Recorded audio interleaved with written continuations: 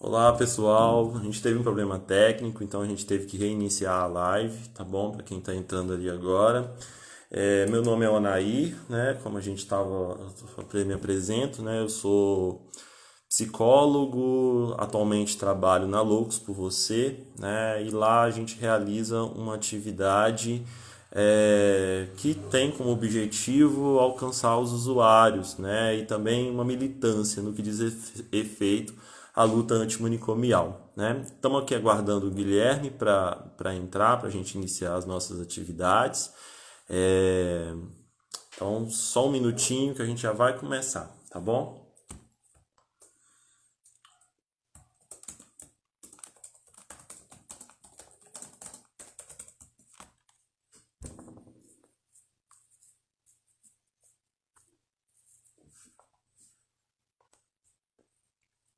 Quem está chegando aí agora, sejam bem-vindas, bem-vindos.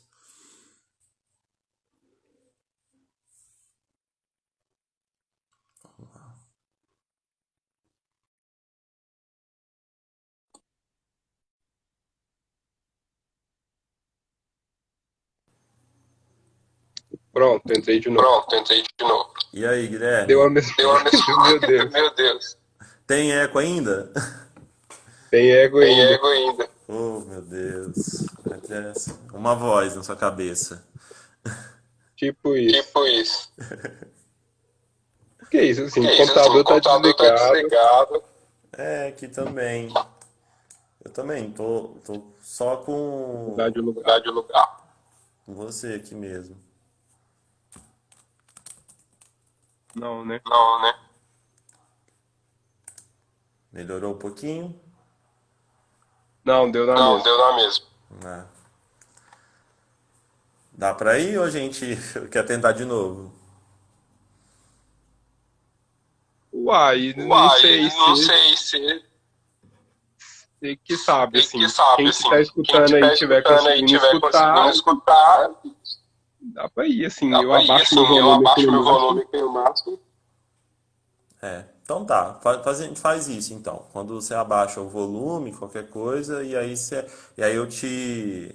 Aí quando você encerrar, aí depois aí eu retorno. Pode ser. Beleza? Beleza, Pode ser. pode ser. Então tá. Então pra gente começar, né, eu vou ler de novo a poesia para ficar registrado aqui nesse novo vídeo, tá bom? E aí a gente retorna. É, Vou até pagar, diminuir o som do meu também, que talvez é o som, né? Porque eu tô sem tem fone de ouvido. Então vamos lá. A gente vai iniciar a nossa live com uma poesia, né, feita, né, pela Zilândia, né? Então ela fala o seguinte: censura e a proibição, regressão e opressão, usar ou não usar drogas, hipocrisia. Desde que o mundo é mundo, existem drogas, lícitas e não lícitas. Todo era comum. Hoje, um mundo globalizado, modernizado e tecnológico, em pleno século XXI, guerra às drogas? Essa poesia ela foi escrita, né, pela Islândia Barros Ferreira, em decorrência da pré-conferência sobre política de drogas que ocorreu aqui em Patinga, em 20 de setembro de 2017. Então, Guilherme, fica à vontade, se apresenta aí para o pessoal e fala um pouquinho para a gente sobre esse tema tão complexo. Uai, então, Então, então vamos então lá. vamos lá. Meu nome, Meu então, é nome então é Guilherme, né? Eu Guilherme, né? Eu sou sou historiador. historiador. Integro esse Integro grupo, que esse é a grupo, Frente que é a Mineira de Frente Drogas Mineira e de Direitos Drogas e Direitos Humanos, Humanos, que que existe existe desde desde 2012, né, 2012, aqui, né? aqui em Belo Aqui em Horizonte, Belo mas a gente Horizonte, tenta mas a gente tenta organizar organizar a ideia é que a seja ideia uma que seja frente uma de frente de entidade entidade de todo o de todo o Estado. Estado. É, e aí a gente E aí a gente tenta, né, tenta, né? tanto Tanto organizar organizar debates, né, assim, debates, né? Assim, influir no influir no debate debate público público sobre a questão sobre a das questão drogas, das drogas, a partir de a uma partir de uma perspectiva que perspectiva é que é antimanicomial e antimanicomial e antiproibicionista ao mesmo antiproibicionista ao tempo, mesmo né? tempo, Para a né? Para a gente, gente, essas essas não tem não tem diferença entre essas diferença lutas, entre né? Nós essas estamos lutas, né? falando da Nós estamos mesma falando da coisa. mesma coisa. E E mais, assim, mais mais recentemente também recentemente também pensando e pensando nos, nos, nos, nos, nos nos afirmando afirmando antiprisionais antiprisionais também, né? Porque também, nós né? Porque nós estamos discutindo no final das discutindo no contas a final das mesma contas a coisa mesma coisa em em diferentes diferentes diferentes campos, às vezes, mas assim, é basicamente a mesma coisa, né? Defender o direito das pessoas à liberdade, ele é sempre uma tarefa de qualquer um que se reivindique parte de um desses movimentos. E aí, nesse coletivo do qual eu faço parte, a gente discute, então, a questão das drogas, as políticas de drogas, e tenta atuar na forma como essas políticas são produzidas no nosso estado, né, como elas estão sendo feitas. E aí, para isso, assim, minha área principal, assim, né, da minha área da onde eu venho, que é o... Ah, pode ser, ó. Será que é isso? É, acho que foi isso. Você desligou? Eu diminuí. Senão eu também eu Vê não se... vou te ouvir, né? Mas diminuí o máximo. Ah, é. Não é tipo igual sala que você consegue fechar seu áudio. É, não dá. Entendi. Então tá, vamos lá. Então, aí é isso, eu me organizo nesse coletivo e aí a gente atua e tenta fazer discussões nesse âmbito, né? Ultimamente, como tudo que tem sido discutido de uma forma geral, nós estamos talvez num dos piores momentos dessa discussão, por um lado, mas por outro lado, algumas das pautas têm avançado muito, assim, né? Quando a gente pensa, por exemplo, o tanto que o debate sobre a maconha medicinal avançou nos últimos anos, né? Lá em 2013, 2012, talvez, quando a gente começava a discutir esse tipo de coisa, fazia os primeiros seminários, era quase que impensável achar que um debate desse chegaria ao Congresso feito numa perspectiva melhor, numa perspectiva antiproibicionista, né? E hoje isso está colocado com chances assim reais de aprovação, ainda que não seja um projeto que a gente defenda completamente pelas limitações que ele tem, né? Um projeto que tem que ter um certo consenso e não sei o quê. Mas ainda assim é um tipo de avanço que eu acho que era inesperado, né? E eu acho que isso só confirma para a gente uma lição para quem é primeiramente do campo antiproibicionista, que é o meu caso, que é não ceder nos seus pontos de princípio enquanto um movimento, né? Assim, uma coisa que a luta antimanicomial ensina é que se o slogan lá, se a insígnia lá no encontro de Bauru há 30 e tantos anos atrás fosse por uma sociedade com menos manicômios ou com manicômios humanizados, não teria fechado nenhum manicômio, né?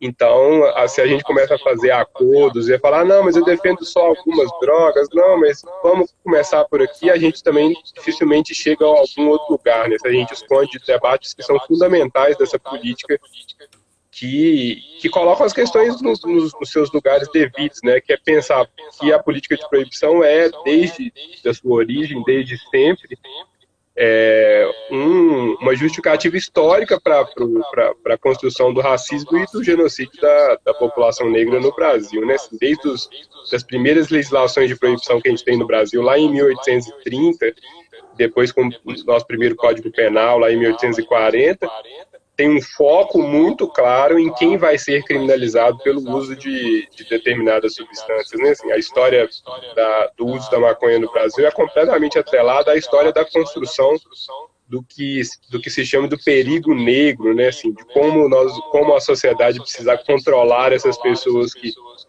eram escravizadas e que depois, mesmo pós a abolição, né, uma abolição que é feita sem reparação, como que nós vamos controlar esse gigantesco contingente de pessoas que agora não tem, que agora é gente, né, que agora não é mais coisa, que pode ser vendido e comprado de qualquer forma a partir de determinado momento. Então, quando se define o que vai ser feito o que não vai ser feito com essa pessoa, porque isso não define nada depois da abolição, o Estado precisa criar formas de controle dessa população. E é uma coisa que acontece lá, né, lá no começo do século XX, mas que vem sendo repetida o tempo inteiro, né? Quando a gente pensa que se lá você começa a criminalizar religiões de matriz africana, você começa a criminalizar o uso de determinada substância, você começa a criminalizar formas de encontro e de sociabilidades que eram das populações negras, hoje a gente faz coisas muito parecidas quando você pensa que uma desculpa que é sempre muito usada e que é muito, muito interessante, mas aí eu preciso voltar mais um pouco. Nesse começo do século XIX existia uma coisa que foi muito comum, usou-se a desculpa das drogas de forma muito comum para se reprimir principalmente trabalhadores e pessoas que faziam seus serviços na rua, né? Trabalhadores urbanos, trabalhadores de rua, pessoas que vendem, feirantes. Os historiadores que contam a história do começo da proibição das drogas no Brasil sempre param muito nesse ponto, né? O quanto as drogas justificaram políticas de higienização e de limpeza das cidades, né? Nós precisamos construir cidades limpas, cidades sem cortiços, cidades em que as pessoas pobres não fiquem no centro, né? Então as feiras livres, os locais de encontros públicos, as grandes aglomerações não podem acontecer. Isso nós estamos falando de 100 anos atrás, né? Quando a gente pensa que é o mesmo tipo de política que a gente continua observando, né? Tem uma constante, uma recorrência nesse tipo de política quando a gente vê a expulsão de trabalhadores ambulantes do centro das grandes cidades, quando a gente vê a grande repressão que ocupações urbanas sofrem nos centros das grandes cidades, porque a cidade central, que vai ser limpa, que vai ser higienizada, ela não é uma cidade para todo mundo, né? Não é uma cidade que cabe todas as pessoas, né? Então essa cidade tem que ser limpa. E a droga sempre serve como metáfora da sujeira, né? Quando alguém deixa de usar droga, sempre tem aquele discurso assim, eu estou limpo há não sei quanto tempo. Você está limpo de quê, assim, né? Nós ingerimos o tempo inteiro substâncias que são alteradores da consciência por hábitos milenares, né? Assim, nós tomamos café, nós tomamos chá, nós tomamos maconha, nós bebemos cerveja. A Eucaristia da maior religião do mundo é feita a partir do consumo de uma bebida alcoólica. Então, que mundo é esse sem drogas que aparentemente pode existir, né? Assim, esse mundo não existe. Esse mundo é uma farsa que tentaram inventar e fazer caber para a gente que não existe. E é interessante que essa história desses consumos e desses usos está completamente atrelada a culturas que são, assim, que são e foram e continuam sendo perseguidas por conta de traços assim distintivos e muitas vezes traços insubmissos, né? Quando a gente pensa, por exemplo, uma história que é muito interessante, que é a história do quanto os bares nos Estados Unidos, na Inglaterra e um pouco no Brasil também serviram como espaço de sociabilidade dos trabalhadores, né? Pensa lá no começo do século, os bares eram um local onde os trabalhadores se reuniam depois de um dia de trabalho na fábrica, né? Pensando no começo dos movimentos operários. Então, vários partidos, isso no caso dos Estados Unidos, partidos de trabalhadores, partidos operários, foram fundados e organizações de sindicato começam nos bares, porque os bares eram os locais de encontro daquelas pessoas, né? Então, quando você criminaliza uma substância, você está criminalizando uma forma de sociabilidade, né? Uma forma das pessoas entrarem em contato entre si e uma atividade política, né? Você nunca criminaliza, assim, não nunca, né? Mas nunca se procura criminalizar o ato em si que a gente não gosta, né? Assim, durante a guerra do Vietnã, não podia criminalizar as pessoas porque elas estavam defendendo o fim da guerra, né? Como que você vai criminalizar essas pessoas? Porque são usuários de drogas, eles estão usando LSD, eles são loucos, eles vão roubar seus filhos, assim, toda aquela retórica da monstruosidade, da demonização, né? Não posso simplesmente impedir que os camelôs e que as pessoas que vendem suas coisas nos centros da cidade deixem de vender, né? Porque aí é uma retórica contra o trabalho, né? Eles estão trabalhando, eu não quero que eles trabalhem, você não pode falar isso. Aí o que você fala? Não, mas é porque eles são traficantes de droga, eles estão vendendo mercadoria roubada, eles não podem ficar, eles sujam a cidade, né? Você quer discurso mais parecido com o discurso da droga, porque esse discurso da limpeza, né? A cidade tem que ser ascética, a cidade tem que ser uniforme, as pessoas têm que ser parecidas, que é um discurso que pode ser completamente pensado para o campo da loucura também, né? Quando a gente reivindica que a loucura tem que estar na rua, né? Por que fazer o 18 de maio aqui em Belo Horizonte incomoda tanto um campo conservador? Vocês estão expondo os usuários, olha que absurdo as pessoas andando na rua. É porque a loucura não é feita, né? Ela não foi pensada por essas pessoas para estar na rua, né? quando ela tá na rua, ela ocupa um espaço que não é tido como dela, ela incomoda, né? Porque ela dá o exemplo de que aquilo pode ser feito, né? É o mesmo caso no caso das marchas da maconha, né? Quando a gente vê milhares de jovens subindo as ruas de Belo Horizonte fumando, e nesse dia a polícia não faz nada, porque são milhares, né? Contra milhares você não pode fazer, né? Não dá para mandar um monte de policial bater em milhares de pessoas numa manifestação. Mas é porque isso mobiliza, isso muda a forma como a coisa está sendo entendida, né? Porque se é possível fazer aquilo um dia, por que não é possível fazer todos os dias, né? Essas manifestações e essas demonstrações de força dos movimentos, eu acho que tem muito esse papel de colocar o mundo que a gente quer no horizonte do possível, né? Se então, em um dia por ano, a gente consegue colocar 3.000 pessoas que são chamadas de loucas nas ruas, e a única coisa que acontece é ser o dia mais bonito do ano, por que isso não pode acontecer todo dia, né? Por que essas pessoas não podem circular todos os dias onde elas quiserem, né? E é isso, né? No final das contas, a gente tá lutando de uma forma em lugares diferentes pela mesma coisa, né? Assim, que é por uma cidade onde a gente caiba, né? Por uma cidade onde todas essas que são divergentes de alguma forma possam fazer aquilo que eles sempre fizeram, né? As criminalizações e as proibições são sempre contra essas ocupações, né? Contra esses usos não autorizados, não ortodoxos da cidade, né? Não é a cidade bonitinha, né? Quando os moradores de rua começam a atravessar, os moradores, não, as pessoas em situação de rua, atravessam lugares que não são passagem, mas isso não é passagem para quem, né? Mas ela está morando ali, não pode morar ali, aqui não é casa, mas se o Estado não me oferece casa, eu vou morar onde eu puder morar, né? Eu vou fazer da rua a minha casa também, eu vou atravessar e vou trançar a cidade de uma forma que ela não foi feita para ser dessa forma, né? Então eu acho que essas culturas e quem se engaja, né, nesse tipo de movimento, no final das contas está tentando fazer isso, né? Construir caminhos divergentes dentro de uma cidade, de uma sociedade que não é feita para esses caminhos acontecer. Ou não quer que eles aconteçam, porque eles sempre aconteceram, né? Que eu acho que é o ponto principal quando a gente pensa nas nossas políticas de drogas, e também a loucura, né? A loucura não um belo dia passou a existir, antes ela não estava aqui, agora ela precisa ser criminalizada, né? Assim como o uso de drogas está aí desde sempre, né? Assim, nós somos uma sociedade que ingere substâncias que são alteradoras o tempo inteiro, porque a gente sente uma necessidade disso, né? Seja por cura, seja por acalanto, seja para dar conta da vida, seja até para quem vai fazer um uso abusivo, mas assim, esse uso tem um sentido, né?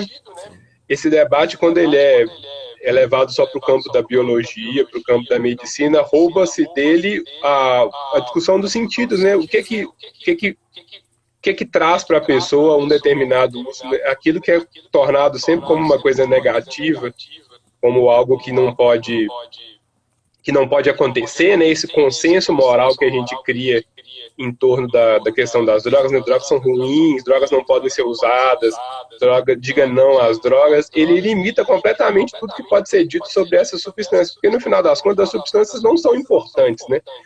A gente diz isso na história, não existe história de coisa, né? A gente não faz história de drogas. A gente faz, pesquisa e pensa uma história da relação que as pessoas estabelecem com isso, assim, porque só existe história onde tem gente, né? Então, se a gente estabelece uma relação com essas coisas que são inanimadas, a gente tem que entender a nossa relação e não a substância, né? A substância em si é uma coisa inerte, né? Que é aquela velha máxima de não se faz guerra à coisa, né? Assim, coisa não bate na porta da casa de ninguém pedindo para ser usada, né? Tem um motivo para as pessoas desenvolverem uma relação de uso e tem motivos para elas desenvolverem uma relação de uso que vai ser abusiva, né? Então você tem que entender a pessoa e não a substância, né? A substância diz muito pouco sobre quem é essas pessoas. E o tipo de política que a gente vem construindo, acho que principalmente agora, né, mas que estava em disputa nesses últimos tempos, acho que nos últimos governos existiu uma disputa entre dois paradigmas, né? por um lado, a redução de danos e, por outro lado, o discurso proibicionista, o discurso de privatização do SUS, o discurso de financiamento massivo de comunidade terapêutica.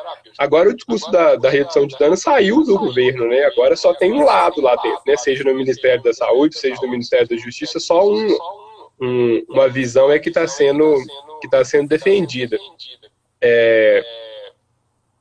Mas no final das contas, uma coisa que é interessante disso é que eles acham que eles conseguem destruir. É claro que eles podem destruir muita coisa, né? Que eles vão destruir a política, eles podem subfinanciar, eles podem fazer diversos tipos de coisa que vão destruir, de certa forma, uma construção de décadas.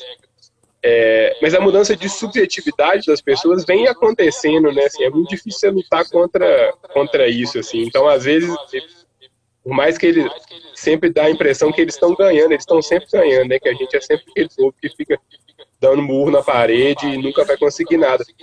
Mas no final das contas, eu acho que é um pouco disso, mas por outro lado também, essa reação tão exacerbada deles é uma reação contra uma conquista, né? É a reação contra algo que foi feito, né? Como uma mudança objetiva que foi feita, né? A reforma psiquiátrica foi feita no Brasil, né? Os manicômios foram fechados. Não foram fechados todos, mas foram fechados muito, né? Foi fechado aqui, ó, 2 meses atrás, fecharam o Calva Veloso aqui em Belo Horizonte. Então não é como se a coisa estivesse morta, né? Eu não gosto muito daquele discurso da resistência, que fica muito aquela coisa, nós estamos resistindo, tá tudo uma merda, sim, tá tudo uma merda mesmo, isso é verdade. Mas essa retórica, às vezes, me cansa um pouco da gente, vamos resistir, porque no final das contas a gente não tem que resistir, a gente tem que produzir o mundo que a gente quer, assim. E quando você fecha um hospital psiquiátrico, você produz o mundo que você quer, né? Agora, uma ação que a gente está fazendo na frente, que a gente inspecionou recentemente uma comunidade terapêutica no sul de Minas para adolescente, né? Que é um nicho que só vai crescer com essa regulamentação do CONAD, né, que agora regulamenta uma coisa que já acontecia, adolescentes já eram internados, já cumpriam medidas, já estavam em situações extremamente degradantes dentro dessas instituições, agora eles tentam regulamentar isso. O que é péssimo, porque isso legitima uma prática que já é violadora, uma prática que não tem nada a ver com o que está escrito no ECA.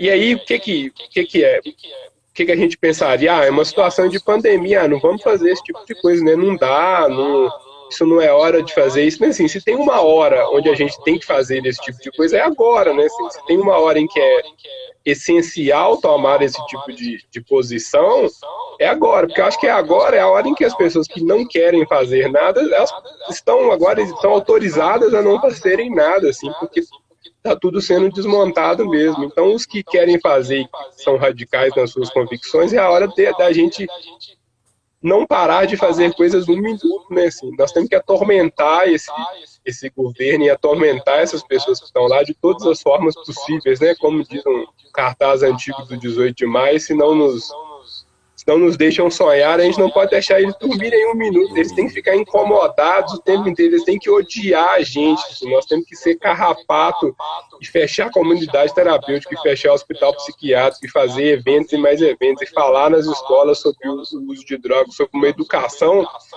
para o uso de drogas, como as pessoas de fato vão reduzir danos desse uso, e não pensando isso a partir de ideias que têm 100 anos, assim, as pessoas estão repetindo isso como se fizesse algum sentido, né, assim, fica batendo a cabeça para falar que isso não pode, que vai existir, assim, não vai existir um mundo sem isso. Então a gente tem duas opções: ou a gente lida com as substâncias que estão aí e as pessoas querem usar, e tentamos lidar com isso da melhor forma possível, para que as pessoas de fato tenham menos danos desses usos, ou a gente continua repetindo o mesmo erro de 100 anos, né? Nós vamos ficar repetindo a lei seca lá, que é a maior experiência concreta do quanto a proibição não funciona, né?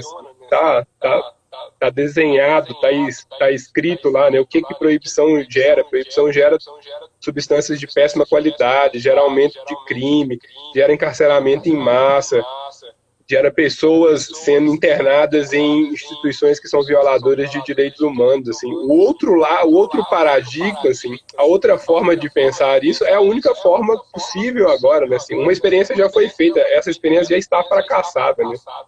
Não tem mais como salvar o discurso da proibição das drogas, né? Para mim isso é imparável, assim. A gente tem que discutir agora como nós vamos fazer o nosso processo, né?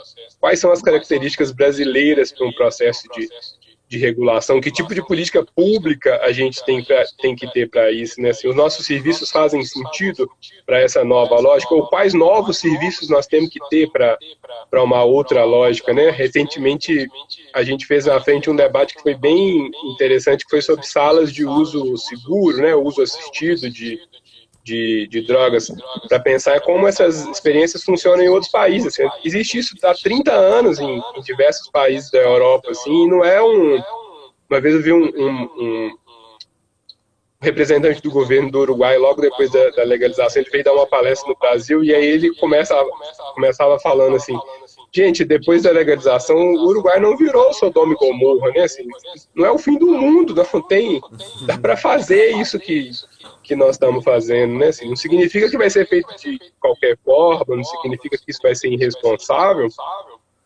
mas o que esse processo, né, o que esse paradigma da proibição gera na sociedade é uma coisa brutal com todo mundo. Assim, nós estamos matando, prendendo, internando pessoas a partir de um discurso vencido, assim, um discurso que está bolorento já, não faz mais sentido continuar discutindo proibição das drogas nesse mundo.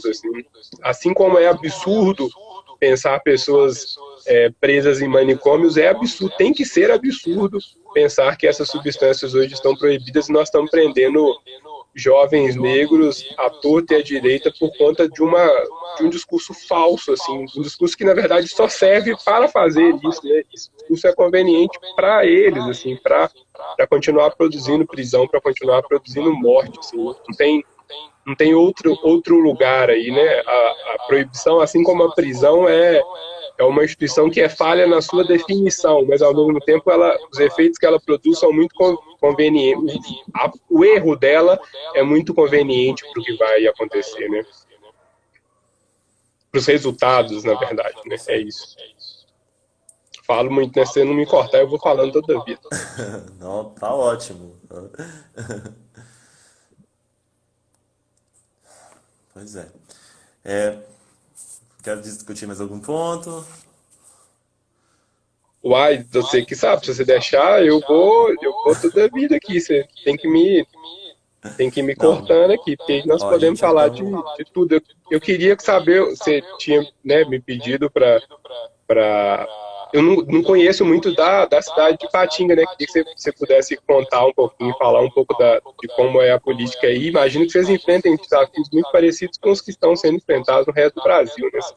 Não deve ter muita coisa de diferente, mas é claro que cada contexto local tem as suas especificidades.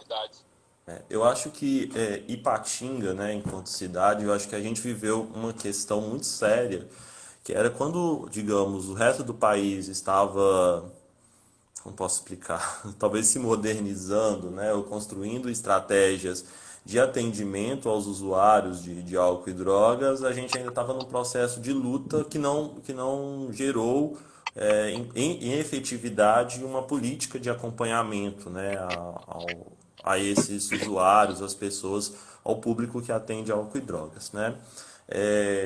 Eu estou em Patinga desde 2009, 2008, né, na verdade. E participei de diversas ações aqui no município, né, relacionadas à questão de álcool e drogas, né?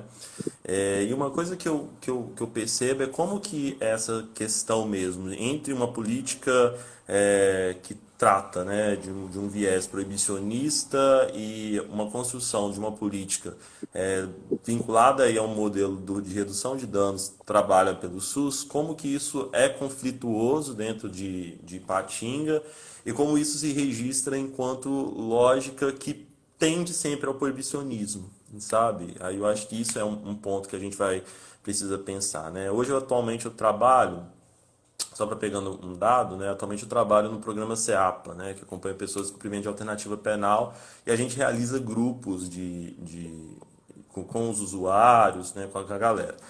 E é interessantíssimo porque a gente tem dois grupos que nós fazemos, né? Um é o grupo de uso de drogas, que é vinculado à transação penal, né? Então o sujeito, em vez de cumprir a prisão, ele participa desse grupo. O primeiro dado que a gente acha mais louco são os próprios participantes desse grupo, né? Em sua maior parte, não gosto de chutar porcentagem, mas, por exemplo, num grupo de 20 pessoas, sei lá, um ou dois relatam um uso abusivo. Quando relatam? A maior parte das pessoas que participam desses grupos são usuários moderados ou um uso muito recreativo, em sua grande parte de maconha, né? Então isso se faz muito refletido nos grupos de uso, né? Em contrapartida, a gente criou outro grupo aqui em Patinga, que é o grupo de tráfico, né, de comércio ilícito de drogas, né?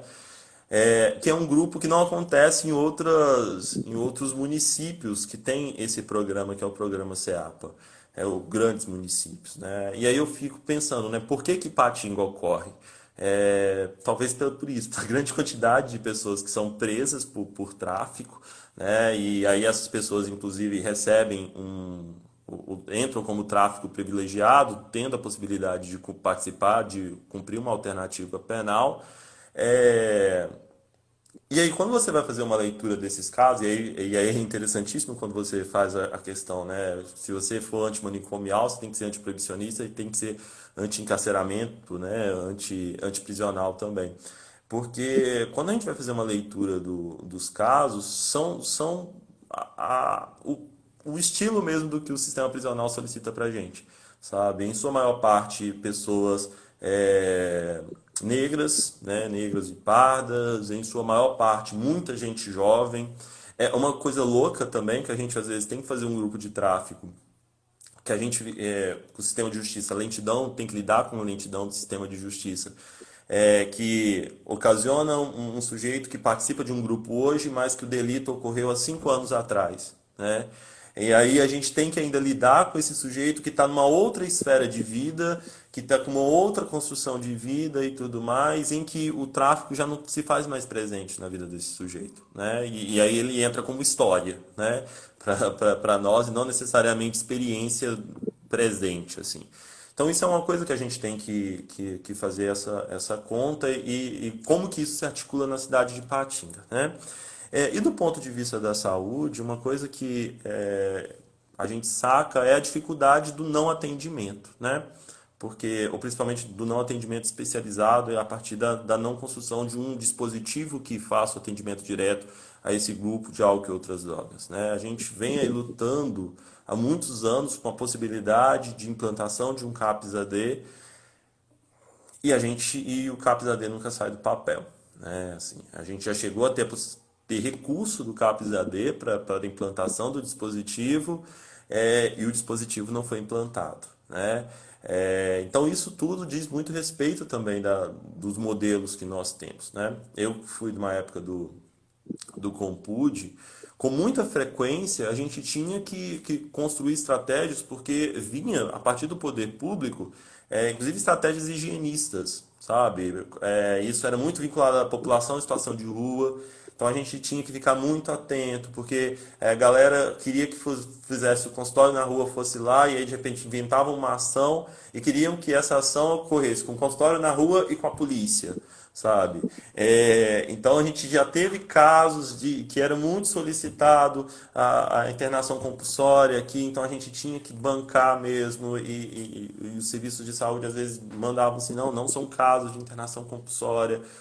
Então, assim, a gente tinha que ter uma construção assim bem complexa, né? E, inclusive, o judiciário daqui era muito a favor da internação compulsória, né? Então, alguns colegas aí que são da saúde diretamente relatavam que às vezes não era um caso que cabia uma internação, mas a família chegava lá chorando e o promotor, sem pedir a vinculação e a leitura do caso por parte daqueles que atendiam aquela pessoa, fazia a solicitação da internação compulsória, né? Então a gente tem que lidar com isso, né? Ipatinga é uma cidade que tem muitas comunidades terapêuticas, né? Eu contei assim por cabeça acho que 6 ou 7 e aí é interessante pensar, né? São 6 e 7 comunidades terapêuticas cadastradas, mas tem aquelas que não são cadastradas, que hora e outra voltam, né? Cheio do discurso da benevolência e tudo mais. que inclusive comunidades terapêuticas que recebem recurso, né? E é interessante, assim, que eu falo também. Na época que eu estava no Compud, e aí as comunidades terapêuticas também estavam presentes dentro do conselho, né, aqui do município, uma coisa que a gente percebia é que elas também cobravam a presença do CAPS AD, né? Então elas também diziam assim, a gente também quer o CAPS AD, né? Não é todo mundo que vai dar conta de abstinência. Elas entendiam a limitação da sua prática, sabe? E não era implantado, né? E não foi implantado, né? Foi um serviço que não foi implantado. Então isso também é muito relevante assim na nossa prática. Uma coisa também que aí eu já vou me encerrar para a gente poder ouvir um pouco da galera também, das perguntas, mas uma coisa também que me deixa muito surpreso, Guilherme, aqui no município, principalmente agora que eu estou lá na Loucos, que estou mais diretamente ligado, né, à questão da saúde mental, ouvindo os usuários, estando lá com eles diariamente, o quanto que o processo, o discurso proibicionista também chega nos próprios sujeitos que estão ali presentes, sabe? Então eles mesmos repercutem os indícios do nóia, né, do maconheiro e aquelas várias falas, né, que demarcam um certo desmerecimento da pessoa que faz uso de drogas. E isso é muito complexo porque quando a gente vai pensar a questão da saúde mental, para além do uso de drogas da indústria farmacêutica, né, que é uma presença muito forte quando a gente está ali, né, praticamente todas as pessoas que a gente acompanha na Loucos hoje, inclusive, são também usuários de psicofármacos, então isso já é um ponto da gente pensar, mas também fazem uso de álcool e outras drogas, sabe? Isso também é algo que faz parte do cotidiano deles, né? Seja pela via do cigarro, pela via da maconha, né? Tem um usuário lá que eu acho incrível, ele circula pelo território, né? Então ele tem um jeito, né? Então ele sempre chega no final da tarde lá da Loucos, nas 3, 4 horas.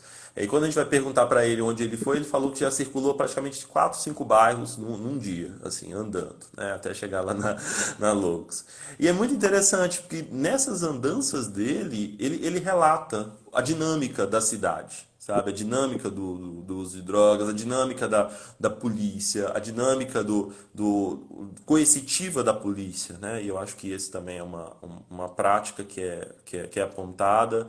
E aí eu não falo do policiais, mas da construção policial, né? Da construção da academia policial ali, do modelo repressivo que lhe é cobrado. Então isso é algo assim. E ele, mesmo vendo, às vezes, alguma atitude e tal, eles mantêm ainda um discurso que é um discurso baseado nessa lógica mesmo proibicionista. E acho que isso E a gente, às vezes, tenta trabalhar com eles, tenta fazer algumas leituras para compreender esse caminho para além disso, mas ainda são processos, né? E é muito legal quando você faz essa leitura, né, de que eles podem destruir a política, né, mas a gente está mudando subjetividade, as mudanças subjetivas estão acontecendo. E acho que isso é o ponto principal e como que a gente vai poder construir uma cidade, né, mais coesa, mais bacana para todo mundo, né, que eu acho que esse é o nosso direito, o nosso desejo, né, ali presente. Acho que para mim é isso. Deu para entender um pouco de Patinga? Deu demais. Porque é isso, né? Não são contextos que são muito diferentes dos outros lugares, né? Assim, né? É uma repetição da desinformação, né? Assim, esse discurso ele é muito poderoso, mas também ele é muito antigo, né? A gente não muda ele de uma hora para outra, né? Nós fomos bombardeados 100 anos com propagandas sobre isso que nos diziam o que a gente devia acreditar, né? Assim, uma coisa que é engraçado, uma vez eu fui participar de uma oficina no Campus AD aqui de Belo Horizonte, e aí tava tendo uma roda de conversa com os usuários, a gente conversando sobre drogas e tal, e aí tinha um senhor que ele sabia, assim, os livros do Elias Murad de cabo a rabo, ele repetia as falas, assim, porque tem a dependência de tal tipo, a dependência de não sei o que, assim, a gente é bombardeado com isso, ainda mais quem vai para esses locais de tratamento. Esse discurso é o discurso da tônica, né? Assim, é o discurso que faz você acreditar que só aquilo é possível. Mas o que eu acho tá dando eco. Eu já tentei abaixar o máximo aqui, mas não. Eu também. O meu tá no mínimo aqui. Mas vamos Peraí, lá. eu vou tentar abaixar mais aqui para ver se melhora. Mas aí voltando, uma coisa que sempre me incomodava muito, assim, nos espaços que a gente vai da luta antimanicomial, é essa diferença, né? Você vai nos grupos de usuários, uma hora, quando você vai discutir questões relativas à própria luta, à reforma e tal, a gente tem uns discursos muito potentes dos usuários, né? Os usuários estão nos grupos, falam da luta, falam dos movimentos, o discurso é um discurso do orgulho, né? Assim, você faz aquela operação de transformar aquilo que é estigma em um emblema da luta, né? Assim, é o louco. Não, então é o orgulho louco. No campo das drogas, a gente ainda, acho que pelo menos um pouco menos com a maconha, mas com as outras drogas muito, assim, a associação é sempre negativa, né? Assim, o uso de drogas, porque nós estamos falando do uso, nós não estamos falando necessariamente do abuso, né? Assim, o abuso, ele atinge um grupo muito pequeno, é claro que ele não é relevante, que a gente não deve esquecer, assim, mas proporcionalmente a quantidade de pessoas que usam substâncias, sejam elas lícitas ou ilícitas, a quantidade de pessoas que tem problema com esse uso, ela é pequena. Mas aí fica parecendo que todo o discurso está concentrado em torno de uma minoria. A minoria de problemas dá o tom de tudo que vai ser discutido sobre as drogas. Então, quando você participa desses grupos, a coisa que a gente escuta é sempre aquela coisa meio testemunho, né? Assim, eu estou há tantos anos sem usar drogas, e não sei o que, eu estou limpo, mas de vez em quando eu tenho uma recaída. Você quer coisa pior para você falar para uma pessoa do que esse termo, assim, esse conceito tem que ser abolido. Recaída. Recaída de quê? Parece que a pessoa então só pode começar, que fica parecendo que as trajetórias das nossas vidas elas fazem sentido e são certinhas desde sempre, né? Isso é uma ilusão, né? Isso é uma ilusão biográfica, achar que a nossa vida segue uma linha reta de coisas assim. Então a ideia de recaída não é uma recaída, é só mais uma coisa que aconteceu no seu caminho, né? Sim. Mas esse tipo de discurso é incentivado, né? A ideia de consigo falar a palavra não, mas de culpabilizar a pessoa, como se voltar a usar ao fazer um uso esporádico da coisa depois de entrar num processo de tratamento, de cuidado, que seja, aquilo é um fracasso, assim, né? É tudo pessoalizado, assim, né? É um fracasso pessoal, que a pessoa não dá conta de fazer mais nada, assim, né? Esses discursos desses pseudo-tratamentos, assim, são sempre colocados nisso. A pessoa tem que assumir uma identidade culpada, assim, uma identidade inferior. Quando o que a gente vê no campo da reforma e da loucura é o contrário disso, né? Assim, é o discurso do empoderamento no sentido de se orgulhar daquilo, né? De entender que você tem uma condição que é diferente, mas esse diferente não é inferior em nenhum sentido, não, é só outra coisa mesmo. Né? Eu escuto outras coisas, eu estou conversando com outras vozes que vocês não escutam, assim, mas isso não faz de mim diferente de... Aliás, faz de mim diferente dos outros, assim, né? Mas não faz de mim nem melhor, nem pior do que ninguém, né? No campo das drogas, o discurso ainda é sempre da inferioridade, né? Dificilmente você entende as pessoas que fazem uso, elas se reconhecem enquanto um grupo orgulhoso, autônomo, assim, é claro que agora tem começado a surgir muito isso, né? Organizações de usuários de drogas também, eu acho que é uma super tarefa para a gente, assim, que é tentar pensar a desconstrução, essa política de contra-informação, né? Como nós vamos fazer uma política de contra-propaganda para desmanchar gerar controle social, essas né, Guilherme? mitologias em torno. E até para gerar controle social de verdade, né? Exatamente. A gente fica completamente refém disso que eles... do tipo de política que nos é oferecido desde sempre, né? Assim, quem está nos conselhos de política de drogas em tudo quanto é cidade são as comunidades terapêuticas maciçamente, assim, reproduzindo isso e e mantendo esse tipo de lógica, assim, enquanto os debates que são fundamentais, alguém colocou aqui no chat uma coisa falando sobre o aumento do uso de álcool. Quando você pensa o tanto que a gente não tem uma política de drogas de regular o mercado do álcool no Brasil, né? Assim, a gente é antiproibicionista para as outras drogas, mas eu acho que o mercado do álcool ele precisa de uma regulação melhor do que ele tem, assim, né? Mas toda vez que vai se discutir isso, nós estamos batendo de frente com os lobbies gigantescos das indústrias produtoras de bebida, né? Assim, a maior empresa brasileira é uma empresa produtora de bebida, né? É a Ambev. Então, eles não vão aprovar políticas de regulação, de proibição de propaganda, que são tipos de políticas que a gente, que é do campo da redução de danos, defende. Eu acho, assim, que proibição de bebida alcoólica não pode financiar tal e tal tipo de evento. É óbvio, aí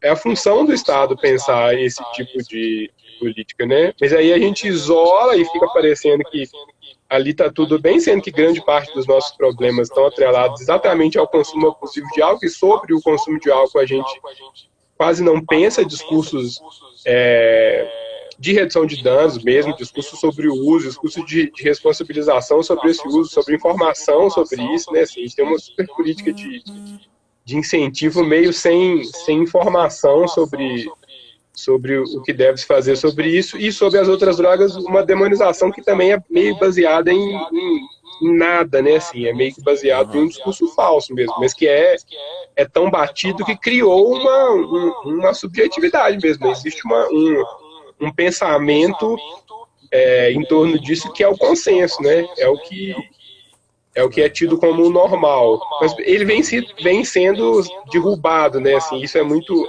interessante quando a gente vê esses debates que começam com a maconha medicinal furando a bolha, assim, é muito bom perceber o tanto que as coisas avançaram rápido, né? Por isso que eu acho que a reação é tão extremada, assim, que a reação a um avanço nosso, assim, nós conseguimos coisas, e eles estão meio desesperados com algumas dessas coisas, né? Mas vão fazer de tudo para derrubar, ou para fazer a coisa da forma que mais limite, ou que mais dificulte a entrada disso no SUS, é claro.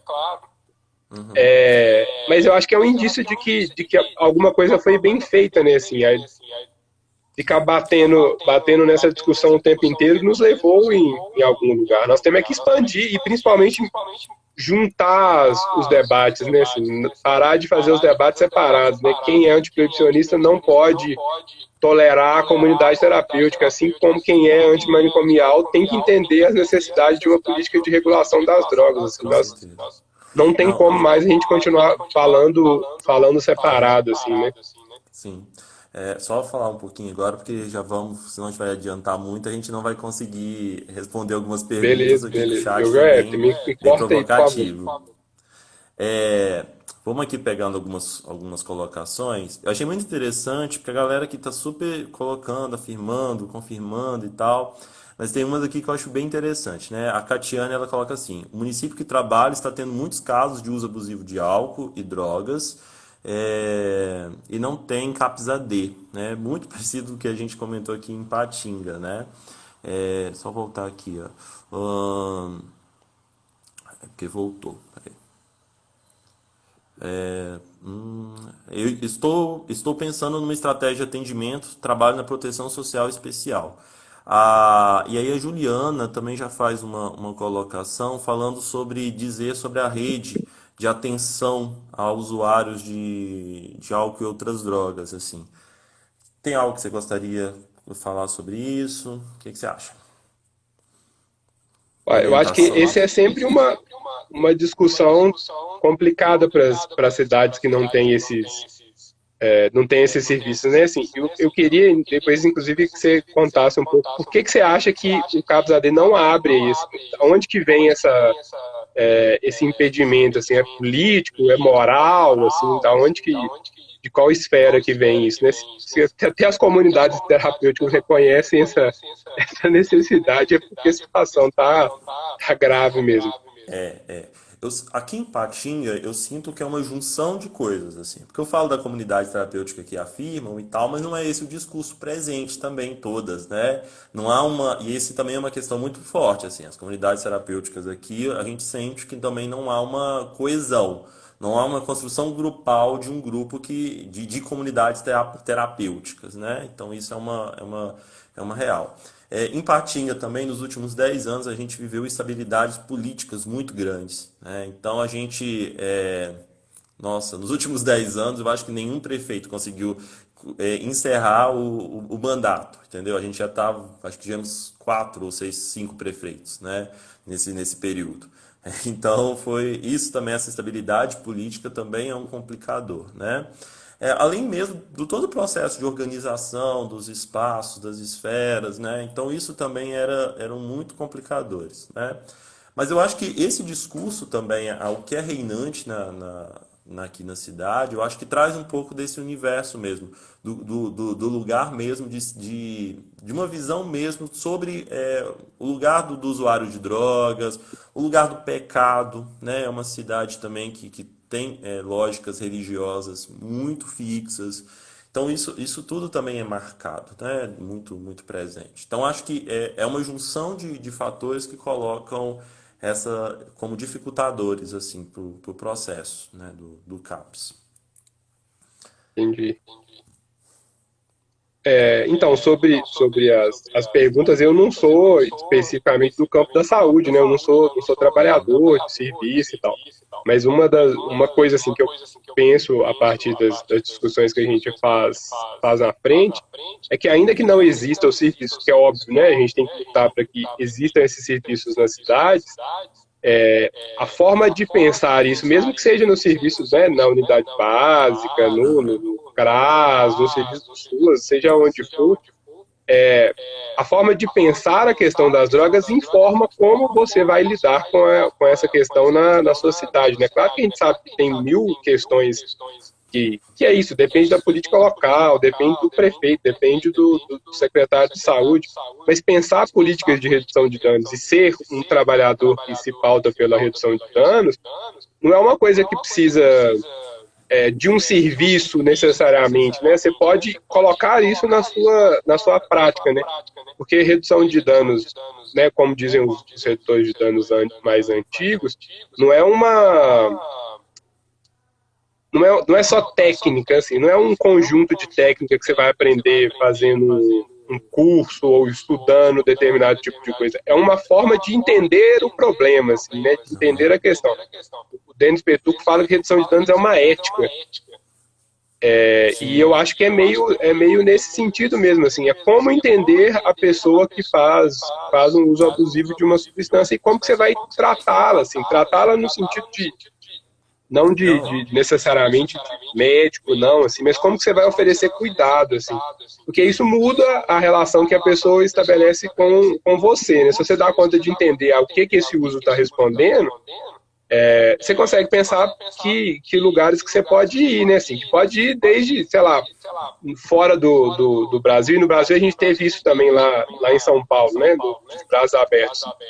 Existe muito aquela ideia das políticas que tem um foco muito grande na política de moradia, né? E o tanto que a moradia, principalmente pensando em públicos em situação de rua, organiza a vida da pessoa, né? A pessoa consegue se organizar, voltar a ter laços, até estar no seu, assim, aderir como o povo dos serviços diz a um determinado tipo de cuidado, a partir de uma casa, assim, porque dependendo de onde você está, é muito difícil você pensar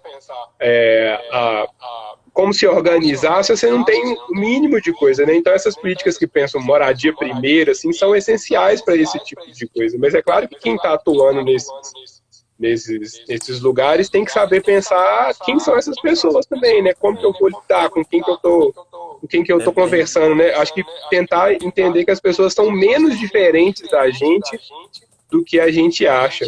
Tem uma colega que acabou de escrever aqui, que está aqui no chat, que eu participo de um projeto com ela que, assim, me ensinou 1000 vezes mais do que qualquer faculdade. É um projeto aqui que chama Filme de Rua. que a gente, a partir, né, de um convite dela para alguns adolescentes que estavam em situação de rua em Belo Horizonte, a gente saiu para a rua e começamos a filmar e a produzir filme com esses meninos. E aí, para mim, né, que não tinha muito contato com assim, participava de algumas coisas, mas tinha pouquíssimo contato principalmente com adolescente em situação de rua, muda completamente seu jeito de entender tudo, assim. Quando você percebe que várias das questões que estão colocadas ali estão diferentes das suas, mas você não está lidando com o outro, do outro lado, assim, que você não consegue contato, que você não constrói laço, que você não vai... que outras coisas não possam ser produzidas. E, ao mesmo tempo, não produzir só cuidado nesse sentido que a gente imagina do cuidado, né? Mas produzir outras coisas, né? O que a gente pode pensar que é mais não essencial para uma pessoa que está em situação de rua do que fazer filme. E, ao mesmo tempo, fazer filme foi um deslocamento na vida de muitos dos jovens, e nossa também, começamos nesse projeto, que foi uma coisa do outro universo, assim, né? Hoje, inclusive, 2 dos jovens que participavam desse projeto com a gente são redutores de danos no consultório de rua de Belo Horizonte, assim. Porque é isso, você começa um negócio que é pequeno, mas isso vai construindo uma rede em torno dele, que as pessoas, se conhecem, entendem a lógica de como funciona a coisa, e uma coisa que aparentemente é supérflua, né? Cinema, para quem está na rua, é uma coisa que, bobagem, por que vocês estão fazendo isso? Isso cria um tipo de cuidado e um tipo de forma de entender isso, de entender esses jovens, que muda tudo, né? A partir do momento em que você olha para eles de um jeito diferente. É fascinante, né? Gera fascínio. E é muito interessante isso, Guilherme, quando você coloca a questão da ética, né? Porque acho muito bacana que você diz isso. Como que, quando a gente começa a estudar a redução de danos e compreender, como que a gente começa a atrelar isso a outros movimentos da nossa vida também, né? Assim, e de repente você está discutindo redução de danos em lógicas vinculadas, sei lá, até relacionamento, e discutindo estratégias de construir relações mais saudáveis, né? Com os processos ali, com a vida em si, né? Lembrei que você estava falando, só retornando um ponto, que você disse sobre a questão mesmo da presença dos usuários, né, dos serviços, aqueles que fazem uso mesmo de drogas para falar sobre atividade. Quando eu li a Poesia da Zilândia, né, a gente era uma conferência e era muito interessante que a gente tentou um usuário, sabe, um usuário real, pessoa que podia afirmar que fazia uso de drogas. E não foi possível, não foi possível. Não tivemos a adesão ou a presença dessa pessoa. E aí eu me recordo aqui, só para também uma outra experiência, que aqui em Patinga a gente teve em 2012, mais ou menos, 2012, 13, acho que até meados de 2016, assim, a presença de um fórum, né? Nós tivemos um fórum chamado Fórum Intersetorial Álcool e Drogas, que trazia a experiência de muitos trabalhadores dos serviços, né? Buscando de forma muito intersetorial, construir estratégias, pensar de maneiras muito amplas, de formas amplas, né, a questão de álcool e drogas, mas a gente tinha um limitador que hoje eu vejo, que era não adesão de talvez de grupos que faziam parte dessa discussão, que precisavam também estar ali presentes, né? Então a gente tem coletivos negros, inclusive aqui no município, não participavam, nunca foram convidados para discutir essa temática. A gente tinha coletivos de jovens que estavam muito presentes nessa época, também não eram tão presentes assim, sabe? Então hoje a gente talvez repensar como construir esse modelo para além da lógica da formalização, né? Não sei se faz sentido para você, mas como que essa atitude que vem da rua, ela tem um papel, uma força, né? Para mover outros caminhos, outras lógicas que fazem muito mais sentido do que simplesmente aqueles que estão ali visando o tratamento ou acompanhamento do caso, né? Porque às vezes, como a gente está lidando mais com um determinado campo, né, do cuidado, a gente fica parecendo que só esse campo assim, que só existe isso, né, assim, que discutir drogas é discutir necessariamente o cuidado, o tratamento, o uso abusivo, a dependência. Esquece que não, assim, tem muito mais coisa envolvida sobre isso. Talvez essa também seja mais uma dessas missões da luta antimanicomial para a gente, né? Quando você desloca a pessoa do local estereótipo do tratamento, né, do hospital, do medicamento e vai para outros lugares, né? Quando você pega o marca o cavalo e arranca a porta do hospício e sai pro lado de fora, é aí que um monte de coisa começa a acontecer, né? Assim, é quando outras coisas Guilherme, viram cuidado, né? Guilherme, eu vou só fechar essa aqui e vou abrir outra sala, tá bom? Porque se não fechar agora, a gente perde o vídeo, tá bom? E aí a gente Ah, volta. beleza, beleza.